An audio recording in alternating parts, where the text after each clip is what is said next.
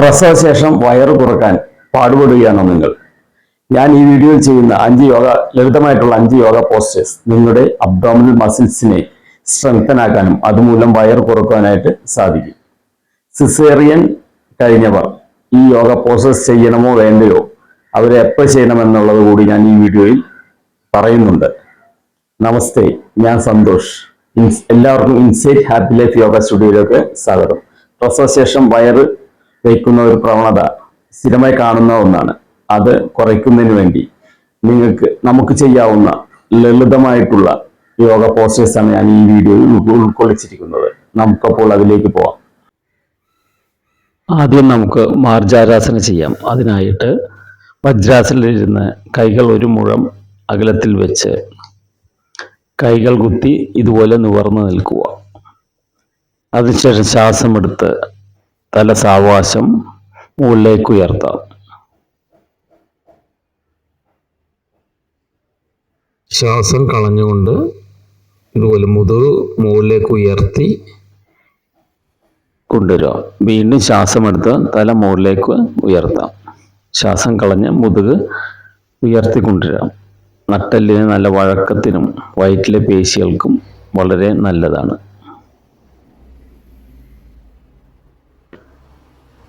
അതിനുശേഷം നമുക്ക് സേതുബന്ധാസന ചെയ്യാം. സേതുബന്ധം എന്നാൽ ബ്രിഡ്ജ് പോസ്റ്ററാണ്. പെൽവിക് പേശികളെ ബലപ്പെടുത്താനും അടിവയറ്റിലെ കൊഴുപ്പ് കുറയ്ക്കുവാനും സഹായിക്കുന്നു. നമുക്ക് നിവർന്ന് കിടക്കാം. അതിൻ്റെ കാലുകൾ മടക്കി ബട്ടക്സിൻ്റെ അടുത്ത് കൊണ്ടുവന്ന് കൈകൾ പിടിച്ച് ഇതുപോലെ ഉയരാം.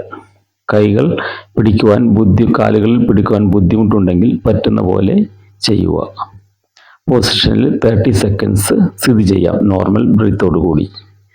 ഇതൊരു 5 റൗണ്ട് നമുക്ക് ചെയ്യാം.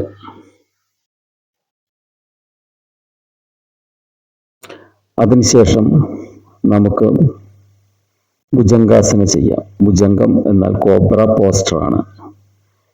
വയറ്റിലെ പേശിക്ക് നല്ലൊരു സ്ട്രെച്ച് കിട്ടുവാനും നെഞ്ചുകൾക്ക് നല്ല വികാസം കിട്ടുവാനും ഇത് ഉപകാരപ്പെടുന്നു. ബാക്ക് പെയിനും നല്ലതാണ്. അതിനായി കമന്ന് കിടക്കാം. കൈകൾ ഇതുപോലെ വെച്ച് കൈകളിലൂന്നി ഉയരുക. നോർമലായിട്ട് ശ്വാസോച്ഛ്വാസം ചെയ്യാം. 30 സെക്കൻഡ്സ് പൊസിഷനിൽ നിൽക്കാം. ഇങ്ങനെ ഒരു 5 റൗണ്ട് നമുക്ക് ചെയ്യാം.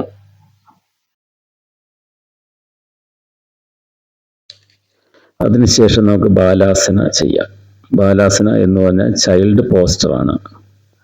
പ്രസവശേഷം സമ്മർദ്ദം കുറയ്ക്കുവാനും നടുവേദനയ്ക്കും ആശ്വാസം ലഭിക്കുന്നതിനും വളരെ ഉത്തമമാണ്. വജ്രാസനത്തിൽ ഇരുന്ന ശേഷം കൈകൾ ഫ്രണ്ടിലേക്ക് ചാഞ്ഞ് താഴുക. എക്സേൽ ചെയ്തുകൊണ്ട് ശ്വാസം കളഞ്ഞുകൊണ്ട് പൊസിഷനിൽ നോർമലായിട്ട് ശ്വാസോച്ഛ്വാസം ചെയ്യാം. ഒരു 30 സെക്കൻഡ്സ് നമുക്ക് ഈ പൊസിഷനിൽ സ്ഥിതി ചെയ്ത ശേഷം പൂർവ്വസ്ഥിതിയിലേക്ക് വരാം. ഇത് 2 or 3 തവണ നമുക്ക് ചെയ്യാം. മാനസിക സമാധാനത്തിനും ഹോർമോൺ സന്തുലിതാവസ്ഥയ്ക്കും സഹായിക്കുന്ന ഒരു പ്രാണായാമം കൂടി നമുക്ക് ഇത് കഴിഞ്ഞ് ചെയ്യാം. അതിനായിട്ട് സുഖാസനത്തിലിരിക്കാൻ ചമ്പളം മടഞ്ഞ് അതിന് ലെഫ്റ്റ് ഹാൻഡ് ചിന്മുദ്രയിൽ വയ്ക്കുക. റൈറ്റ് ഹാൻഡിൻ്റെ ഇൻഡെക്സ് ഫിംഗറും മിഡിൽ ഫിംഗറും മടക്കി തമ്പ് കൊണ്ട് റൈറ്റ് നോസിൽ ക്ലോസ് ചെയ്ത് ലെഫ്റ്റിലൂടെ സാവകാശം എടുക്കാം. അതിന് ലെഫ്റ്റ് ക്ലോസ് ചെയ്തിട്ട് റൈറ്റിലൂടെ ശ്വാസം പുറത്തേക്ക് കളയാം. വീണ്ടും റൈറ്റിലൂടെ ശ്വാസം എടുക്കാം. റൈറ്റ് ക്ലോസ് ചെയ്ത് ലെഫ്റ്റിലൂടെ ശ്വാസം പുറത്തേക്ക്. ഇങ്ങനെ അൾട്ടർനേറ്റ് ആയിട്ട് ശ്വാസോച്ഛ്വാസം ചെയ്യാം. മാനസിക സമാധാനത്തിനും സന്തോഷത്തിനും പോസിറ്റീവ്നെസ്സിനും എല്ലാം ഇത് സഹായിക്കുന്നു. നോർമൽ ഡെലിവറി കഴിഞ്ഞവർ 6-8 ആഴ്ചയ്ക്ക് ശേഷം ഡോക്ടറുടെ നിർദ്ദേശപ്രകാരം ഇത് ചെയ്യാം. സിസേറിയൻ കഴിഞ്ഞവരാണെങ്കിൽ 3 മുതൽ 6 മാസം വരെ വിശ്രമത്തിന് ശേഷം മുറിവെല്ലാം പൂർണ്ണമായി ഉണങ്ങിയ ശേഷം ഡോക്ടറുടെ നിർദ്ദേശപ്രകാരം നമുക്കിത് ചെയ്യാം. അതിനുശേഷം സാവകാശം നമുക്ക് യോഗ മാറ്റിൽ ശവാസനത്തിൽ കുറച്ചു നേരം കിടക്കാം. ഒരു 5 മിനിറ്റ്സ് ഇങ്ങനെ ശവാസനത്തിൽ വളരെ റിലാക്സ് ആയിട്ട് കിടക്കാം. കഠിനമായ നടുവേദന ഉള്ളവർ ചെയ്യാൻ പാടില്ല. ഹെർണിയ ഉള്ളവർ, ഹൈ BP ഉള്ളവരൊക്കെ ഡോക്ടറുടെ നിർദ്ദേശപ്രകാരം ഈ ആസനാസ് ചെയ്യുക.